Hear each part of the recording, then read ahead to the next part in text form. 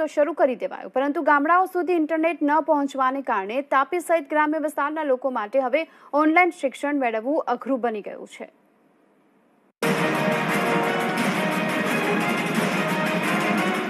ગ્રામ્ય વિસ્તારમાં ઓનલાઈન શિક્ષણ બન્યું જંજાળ।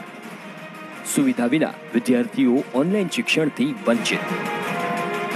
ડિજિટલ ઇન્ડિયાના ધજાગરા ઉડાવતા દ્રશ્યો છે તાપીના, જ્યાં બાળકો મોબાઈલ ફોનમાં નેટવર્ક મેળવવા માટે મારી રહ્યા છે ફાંફા।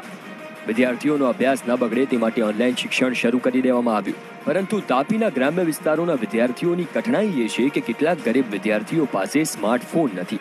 જેમની પાસે સ્માર્ટફોન અને ઇન્ટરનેટની સુવિધા છે તેમને નેટવર્ક નથી મળતું। આ સ્થિતિમાં વિદ્યાર્થીઓ માટે શિક્ષણ મેળવવું અઘરું બની ગયું છે।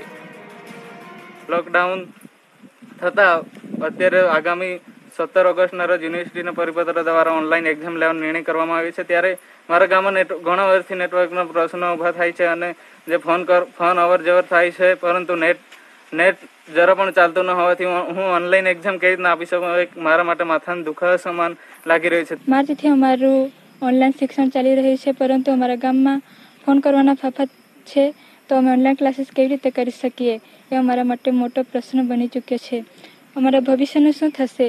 અમારા ગામમાં અમારા જેવા ઘણા વિદ્યાર્થીઓ છે જે ઓનલાઈન શિક્ષણ ચાલી રહ્યું છે તો શિક્ષણથી વંચિત છે। વિદ્યાર્થીઓ અને વાલીઓની માંગ છે કે શિક્ષણ વિભાગ આ સમસ્યાનું નિરાકરણ લાવે, જેથી ગ્રામ્ય વિસ્તારના વિદ્યાર્થીઓ ઓનલાઈન શિક્ષણ સરળતાથી મેળવી શકે। એ વિદ્યાર્થીઓ શહેર વિસ્તારમાં કે નજીકના ગામમાં આવીને એ પોતે યુટ્યુબ ચેનલ ઓપન કરી અને જે વિડીયો જોવો હોય એના વિષયને લગતો હોય, એના ધોરણને લગતો એ ડાઉનલોડ કરી શકે છે અને એ જ વિડીયો પોતે નેટ વગર એ પોતે ત્યાં ઓન કરી શકે અને પોતે જોઈ શકે છે, એવી અમે સૂચનાઓ આપી છે।